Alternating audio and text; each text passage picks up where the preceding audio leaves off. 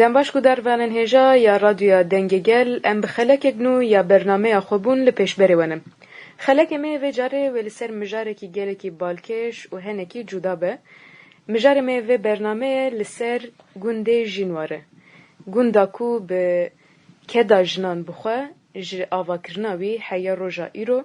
به همو بکده خواه به فلسفه خواسر یا جن کوپیرا جیان دکه به زانستا جنولوژیه خو آوا کریه و حیان هاجی خو پیش داد به امی لسر و مجاره امی به میوان خو روکن روجدا اندام اکادمیا جنولوژی را نقاش بکن ام گلک سپاسیا ود کن کوه وقت خوش بوی موقتند سپاس خوش گلک خیر هات گلک سپاس ام تخوازن ویا ناس بکن آرمانجا آوا کرنا گندک بوی رنگی چبو آلیه وی دیروکی ده کیجان روژه کیجان وقتی ده هات آوا کرن ام تخوازن هنک وان مجاره ناس بکن طبعی البته مجاره کی پر گرینگه و جبو داناسینا گنده جنوار پویست دست پیکه ده مره وگره الاسباب گو هشتی احتیاجی که جبو گنده جنوار هبه افجی چیه مثلا ام بیجن جنین تکوشر ده جهانه ده هند دست پیکه دما گروب روی زوری هاتن نحقیش ما فی خمان محروم و جنانا پر ام بیجن تکوشینه کی پر خوردان مشاندن هر ملی جیانه ده جبو گو هبون آوان هبی هبون آوان بی اعتراف کرن حقی وایی ام بیجن ای جیانه ای کار ساعتین کار حق دستیوان وانا همیان جنا تمنین پر گرام بخادا و جبوی جی ام دزانن یعنی گله گاب هاتن آویدن پشتی فداکارین مازن تضحیین گله کی ام بیجن بنرخ و جنانا ایدی کاری بون ام بیجن ایدی جبو ساعتی کار جبو حق دستی خواه جبونا ام بیجن هرن هل بجارتنا دنگ بدن او خواه هل بجیرن یا جی ام بیجن مثلا ایدی سازین جن بینا آوا کرن دوا دا کاربن مثلا ما في خو خودی در کبن گله گاوین بنرخ هاتن آویدن لی وکی گو ریبر اپو ده تثبیتی خواه ایدی روکی دا لی کلینی گون هات نکرن لسر راستیا دی روکا جن ev gavên hatin avêtin û saziyên jinî hatin avakirin nikarîbûn tam bibin bersiv ji bona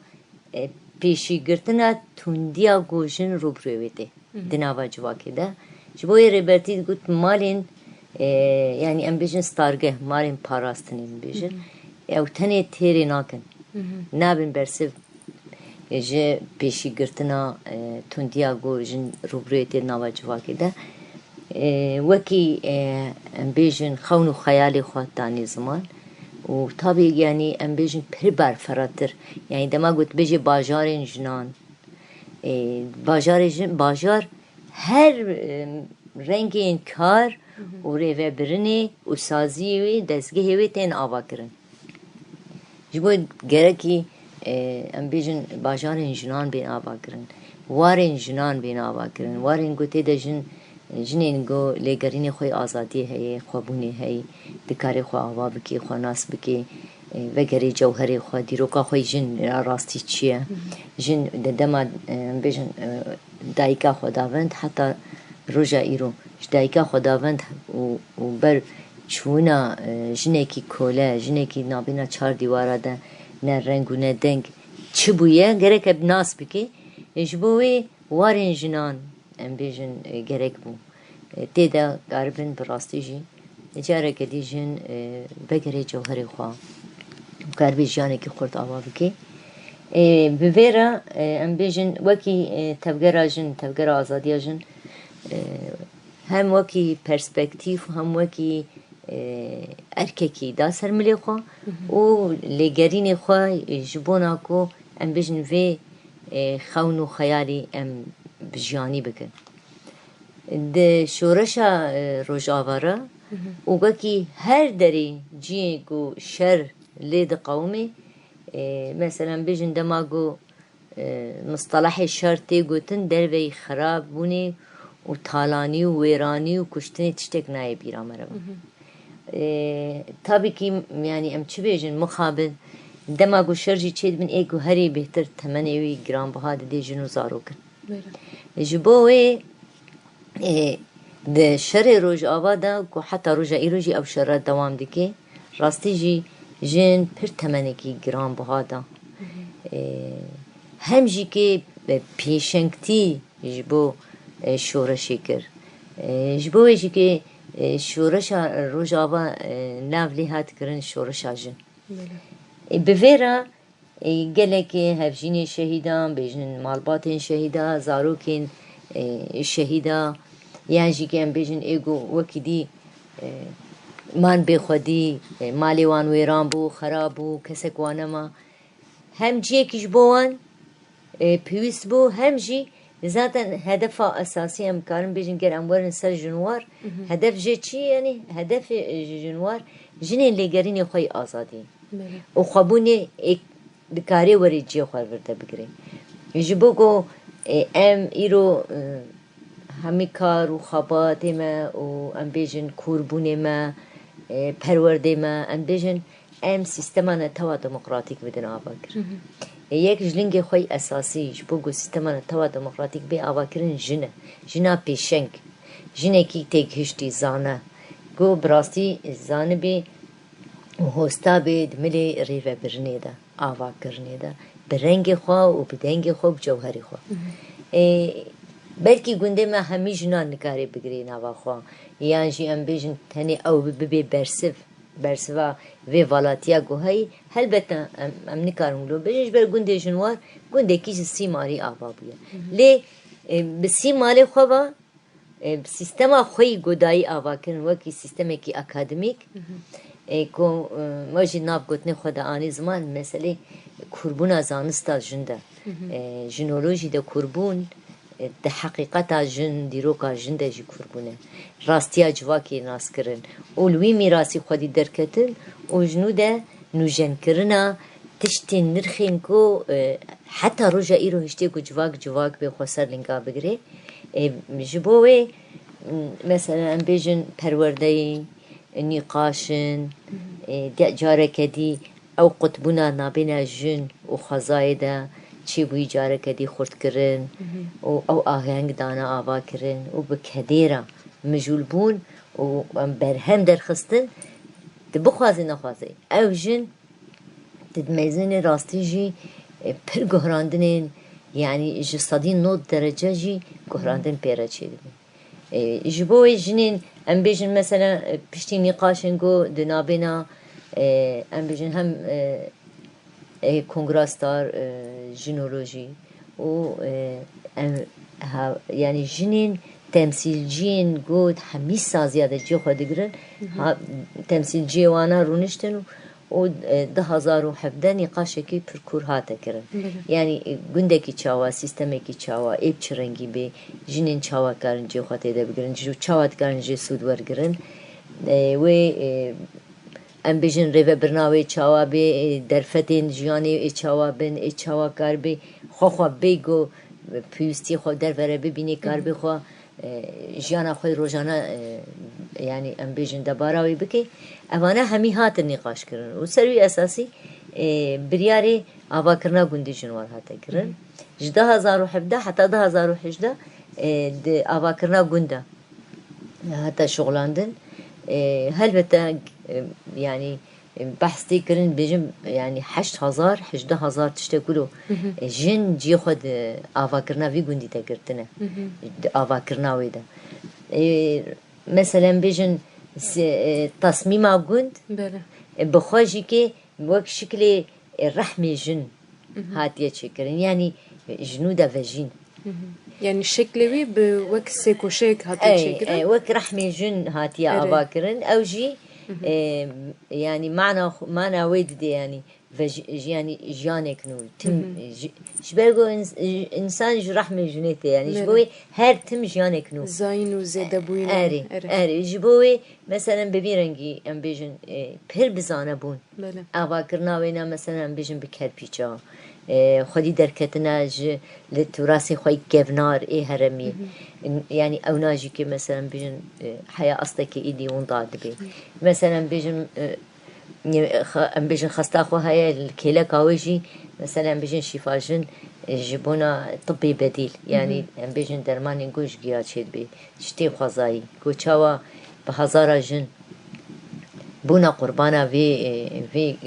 تش نرخي جرام بهاي ام بيجن ايرو نخوشي هاتن معالجة كرن تداوي كرن دريابان قيادة وبچرنگي ذهنيتا بابك سالاري نزيكو چاواجن قتل كرن بنابين جدا اما ايرو ديسا ام لفي دريلي خودي درد كرن و ام كارو خباتي قدودن مشاندن دملي واري شفاجن ده جبوكو او باوریا گود ناف جواکی ده هاتیش کاندن به طبی ملی ذهنیتا ام بجنیا باوک سالاری و کاپیتالیسم ده رأسمالیت ده جاره کدی جواک باوریا خود ببینی و براستیجی يعني ايجو درماني هري باشي اوه يعني جبر گود اف درماني دي پرانی وانا که تنی ام بجن مکه مسکنات آنن یا جی نخوشی که ترحت که نخوشی که دیب ترچید که حتى أصلا كيجي جاب هاتن عابتن يعني إيرو أم بيجن جنتين وزارو كي خوتين وبري أبيجن كا حبيكي مثلا دبيجن كا جرجيايك هبي أم خبي معالجة بكن أف جاب هاتن عابتن تشتكي جو براستيجي كي جي كيف خوشية يعني يدن أم بيجن مثلا تيكليه جن بزارو كي خورة تيكليه جن بجن را گود ناف جواکی ده چقاسی ام بجن هیرافته ده هاتی کرن اما دوی داره ولو جیانه که بیر بتون يعني ام بجن جیانه کومینال هف بش کار کرن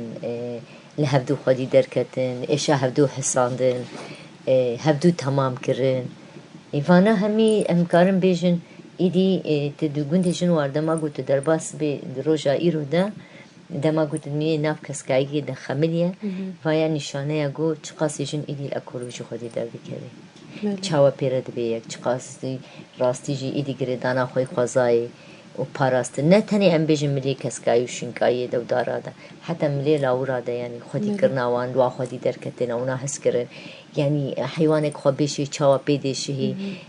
زانی چاوانی درمان بکی مثلا وقت اوی چی بیه زاینی بریاگوی دزانی پیرم جول دبی اوایا همی وگراندن جن جوهری خوی تا ما گوچی یعنی اکادمیا جنوار هایی و اکادمی ده خو پرورده کرنت همی مجالا ده ملی تندرستی ده بگیره ملی فکر ده بگیره ام بیجم ملی جواکی ده بگیره ملی هنری ده بگیره وانا همی گوری پیوستی خوا تثبیت کرنا مجاری و سروی پرورده دیتن سیستم آگونجی سیستم مجلسه هر جنه کی گوری وی گوندی پشتی مها خوی میوانتی در باز کر و ام بیجم بریارا خوی ماینه دا و چاخی دبی اوجی که اندامه کیج مجلسه گوند يعني هر جنه کو بریا کو بتمامی تولی جیانه ببه ما ها دسپی که وک ناسکرنا جیانه گوند پشتی وی اگر کو بخواز بدمینه اگر کو نخواز بج گوند درد که راست يعني ده جواكي ده بيجن عادة ما جواكي ده سيروج ميوانه اما گونده جنوار مهكي جبو چه در فتي ناس کرنا مثلا هم گوند سيستما گوند و هم جي كي مجلسي گوند جنين مالباتين گوند ایرو جیان دکن او جوی ناس کن او جی ناس بکی شبه گو بریاره که خواهی ساغلم بده شبه گو قانون گنده جنوار ده تشتی که بزوری نینه يعني نه ام بزوری تینه نه ام بزوری دردخن بقناعتو دلخوازی خواسته که خواه وقتی بریاره خواه وی چاخی دبی اندامه که مجلسی او جی کد مجلسی ده مجلسی ام بیجن گنده جی خواه دگری مجلس جی یان هر 15 روزه یان مهکی یان جی گوری پیوستی و مجاری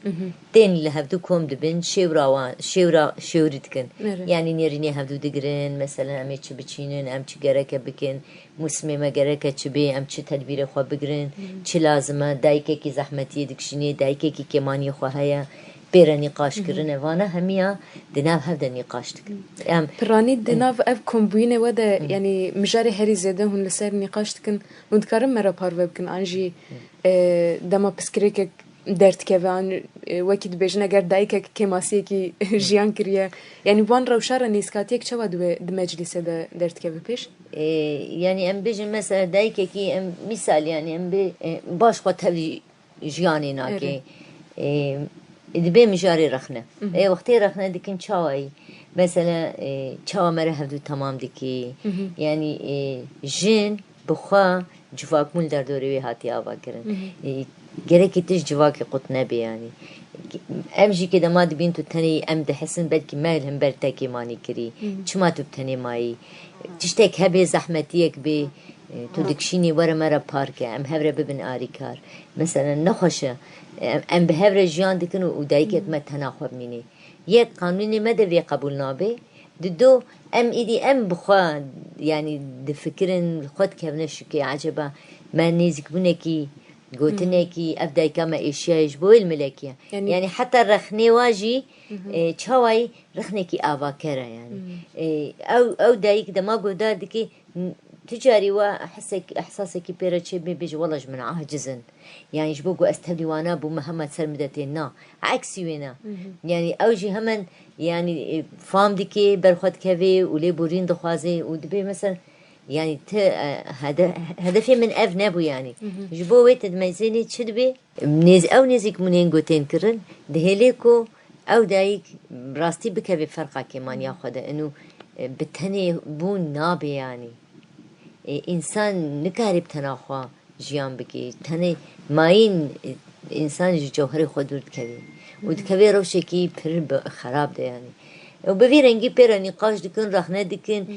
hişyariya didinê de ji te nabe yani. Yani piskirekî dema derdikeve ne tenê aliyek û kêmasî jiyan kiriye yê dîtir jî herkes xwe berçav re derbas ke. Tabii herkes xwe tê de dibîne yek. Yê din jî çawayî yani çawanî ew kêmanî tê ziman aynî wext jî kê bawerî tê dayîn. Yani em bêjin mesela dayîke kêmaniyek wê derket wê kêmaniyê de hişk çûna ser de û îdî qut birîn nîne yani. Carek di do sisê yani çiqasî mesela kêmaniyê wê de hişkbûnê herin ser ji bo xwe bihesê ama mesela em bêjin misal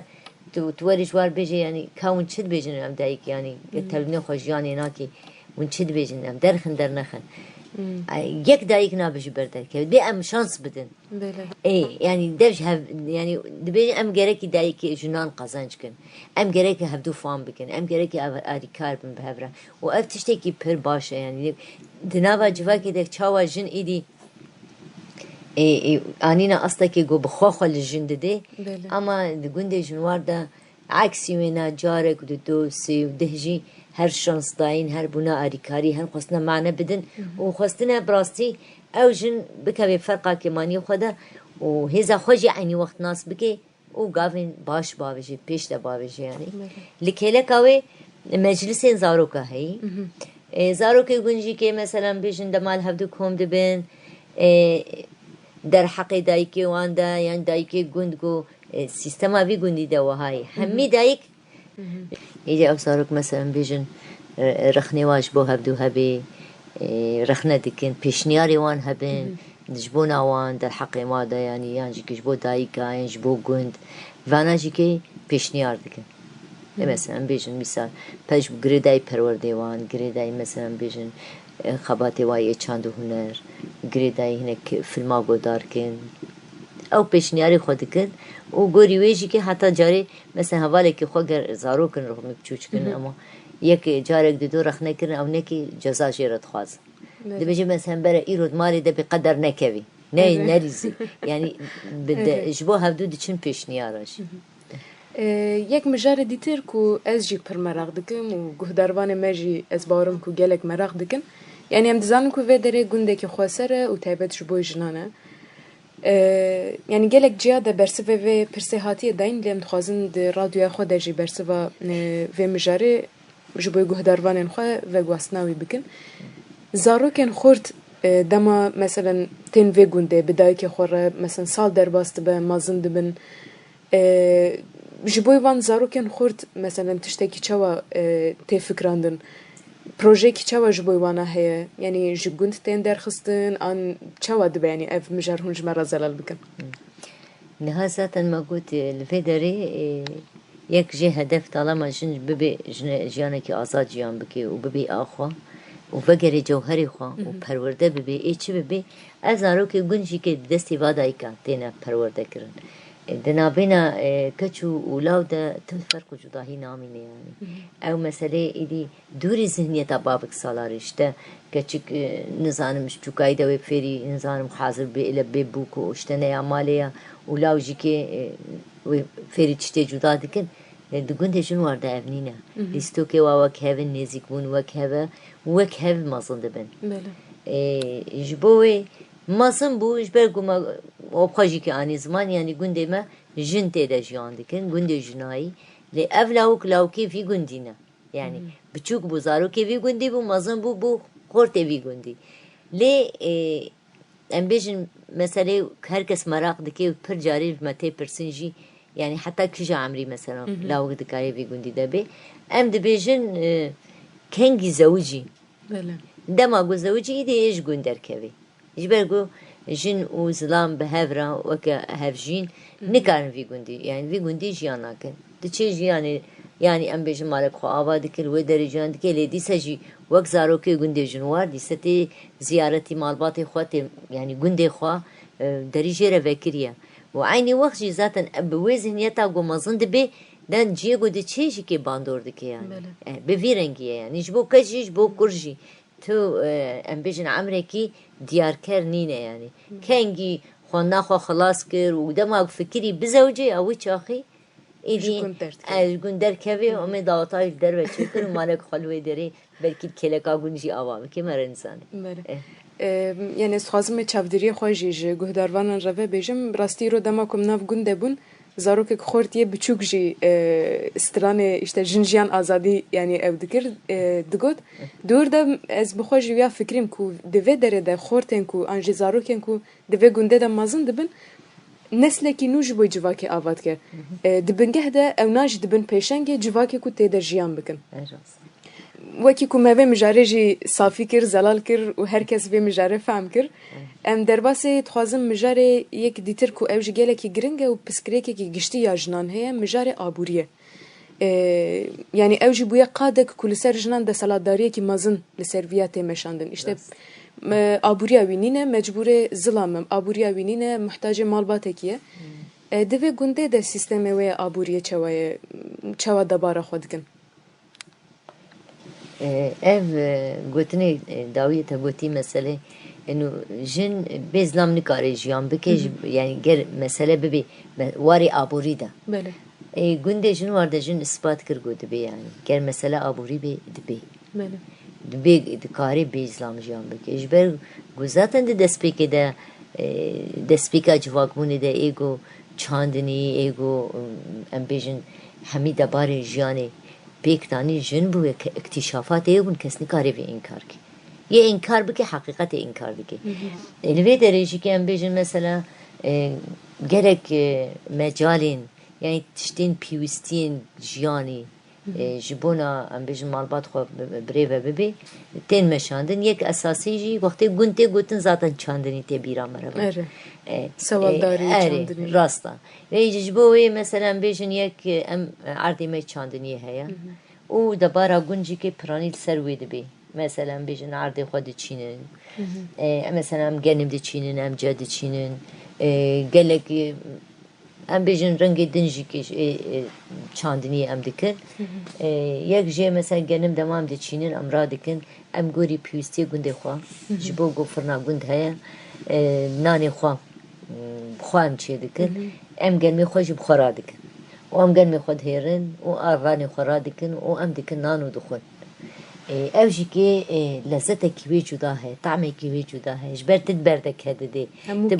تبخد چینی تبخورا دکی تبخد هیره تبخد که یعنی آروان و تبخد بینا دبی فرنی و تدکنان و تنانی خوتینی دخوی یا دین مثلا بیش ام جد چینی جبر لوری مهنه پزی مهیا چیلکی مهنه اوجی جبونا ایمیوان و هم گنم هم جا ام بیشن چه رنگی دنجی که لازم بجبوی اوجی تی چاندن يدن ام بيجن مثلا اي ديجي كي ام دفروشن وام بريوي ام تين كن قاصيده قاصا گوند هيا اوج دايكي گونجي تشتين گود گوند پیدا نابش در و بوام پره خوتینن و دبارا جیانا خود کن بخچه دچینن مثلا ام بخچه وان موسمینه هم ای زمستانی هیا هم ای بهاری ای هاوینی ای پاییزی گلک تشتین کو براستی جی ویده دقاده جگونده دقاده پیوستی خود در و نابینن داری میفیکی هنه هم بیجن ای زیتونا هنه ای هنارا هنه داری خواه هنه مثلا هناری خواه قسمه کی جی را دکن جو خورا ام دکن دمسا هنارا و هر مال ماش خورا قاندي احتياجه خرادي كي والمالاوية أو بخش درمانة يعني زيتوني خوا ديسا قاندي احتياجه خمرادي كني دي أم دفروشن مش خوا عيني وصل يعني أم تشاوا بيجم بأبوريه كي خسر وبكذا خوا ایرو جن خودوی گندی ده براستیجی بريود بن هر مالکی تچه مزین پیشیا مال خوا زمشته پیوازی کسک چاندنن زانم رشاده جرجیره باغدونسه خودی چینن شخوره ملوخیه دی چینن خساده چینن چه پیوستی هیا ذاتن پرانیوی دگنده پیدا دبی و آوا مجی که ماشاءالله خودی را باشش برگو بیرامه هیا بیرامه جی بحریه آوش گونده ماجی که کیم نابی آوا شیرینه هم ام و دخون هم جیم عرض خوشی پی آوان دیکن و چندنیا خو پی دیکن یعنی به وی رنگیه جبوی یعنی از بیجم پرسکری که ولو جدی در ناکوی تنی پرسکری که هری اساسی چی بو بگوت یا جند جواکی ده او بی باوری دیده دانا آوا کرنش خو بی باور بو لوی داره باوریا خوب خوانی یعنی جاره که دی وكا ام بيجن ديت كر ودما كر ديت بسرخست جبوي بهتر باورياي بهات او دبيجن قوتنك عربي هي دبيجن الحاجة ام الاختراع يعني بيوستي دهلي قوتو قالك تشتا اكتشاف بكي جبوي بيوستي ما تشو هي ام بخواي دي مثلا مثال اشتر بيجم نها سمبولا قندي ما حرملة بله ام حرمل مثلا هافيني تينين كوم ديكن وام جي قالك تشتين ديروكي تشي دكر وكي تقويم وقالك تشتي دنا وبخوجي مثلا جبو شعبا جبو حزوري جبونا حيواني ما ام البرويد شوطين جبوي ام بكارتين لي مثلا مثال از بيجم ما شكلك تشي دكر بشتي هناكي مثلا قالك شكلي ديجي كتن بالاما وما قالك رنجين خوشتر تشي كرن عيني وقت جبو چاندني يجي بصاي يعني بري ما حنار براستي ما دمسا حنار اجوات چي نكر اما بشتي ما تشكر وما دي مرة نجحي اي ما قو باش نزانم شتا ام بيجنش بختي خوا قوري بويستي خوا ماتاني بشتي خلاص بخلاص ما ايديش دربتاني اما نها حش دكن رادكن جبونا ام بيجن منتي خوي زلستاني رادكن تدبير خوا دقرن يعني قاف بقاف هر جاري قوري بويستي خوا تدمزين تقلق تشتي دينو كشف دكي وتبي رادبي جبوي او هزاوی جنیا و شارتی دی براستی جی که دی ناس دی که درد خزانه بونه و بوی هزا خواه بباوریه که هم دبار جیانا خود که هم گنده خواه بره وده بی هم بجن خواه پیش دخیز بزارو که خواه را ای دیزاین چاو همانتی بکی سر کجا اساسی وان تربیه بکی اوانه همی و 6-7 ساله عمر جنوار اثبات کر یعنی اثبات کر حتی جنین گوام بیجن دماج گون درکتن جی او چانده بیر نکرن بوی چانده یه گو چون لیجیان کرن بوی چانده زارو که خواه تربیه کرن و مزن کرن بوی رنگی بو و تجاری جی تکیلیه وان جی گون قط نبو یعنی هر دماغ و آخوینه جی گوت نگون دیمه یعنی بوی رنگیه يعني دمي برنامجي دي يعني بر بخلاص بوينه ودچه تاني وقت برسكي داويت خوازم فياج برسكم مش برد بكو گودروان مراق بكن مجاري كهرباء هون شواد كن جيرانه هناكي سربيا بس بكن يعني بقاسيكم من شاف ديريكر يعني طاقة شمسي دبيجن لفيدره بانرجيا روكي كهرباء تشد كن جغيني فيها سيستم جديد هي يعني نهار جمع ذاتا يك وقتي كهرباء قشتيتي يعني وقت هر جي ايماجي كتي تدي يعني روجي دا بلكي ساعتك وقولي برسكريكين روشي قوتشي دبنجي تقوم من جانا كهرباء قشتينينا لإما هم طاقة شمس هي هم جي ام بيجن مولدي ما هنا ماطور هنا ام هنا وقتي قو نتني ام بيجن وقتی يقول روشك بقومي نا هاوينا خاصة هاوينا مثلا بيجن ساعتين نيرو حتى درع عصري أما طور شغلين وطاقة جي هي طاقة جي كي هم 24 ساعة هي هم جي ماطور جي هي ياك جبونا بيجن كهرباء داينا قندا بيوستي قندي بقافية يعني جي بيوستي تشاندني جي بكهرباء أفانا همي هي يعني متوفرة يعني مثلا حتى انها قندي جنوار يعني جانا بلكي مثلا بيجن بطارية الطاقن دمك دميني حتى اقو امتينت اما دربي وينا سيستم اخد راسي جي كه 24 ساعة كهرباء خو هاي يعني ام بيجن طاقة ام استراحة بدني ده ام ماطور بيدخل ماطور ام استراحتنا ام طاقة كارتين مثلا بيجن انترنت اوان جي هي هر ما جي كذات التلفزيون خو هاي مالا خدا اخبار متابعين او دكن بفيرنجي يعني تشتكي ولو اي بيوستين جياني قشتي تشتكي بيجن جوند كيمنينة يعني بله ام گلک سپاسیا وتکن کوا وقت خوش بوی ما بقتاند و لسر گنده کی بوی رنگه یه وک جنواره و مرا پار وکر ام گلک سپاسیا وتکن سپاس خوش سرچاله بله گوداروانین هجا بوی رنگی ام گهشتن داویا برنامه خو اگر کو دمکی ده اون درباس روجاوه کردستان بون انجی ریاوه بگنده جنوار کت هندکارن لوی دره کدا جنان ببینن و هندکارن جدستن جنان نان تانوره ماست گند پانیر گند هوایی که پاکش بستینن و هم بکاربن جیانا به اکولوژیک و به فلسفه کو ربرتی جبوی جنان آوا کریه هندکارن لوی گنده ببینن بوی رنگی ام گهشتن داویا برنامه خو حیا خلک یک دیتر برنامه یک دیتر بمینن خوشیه ده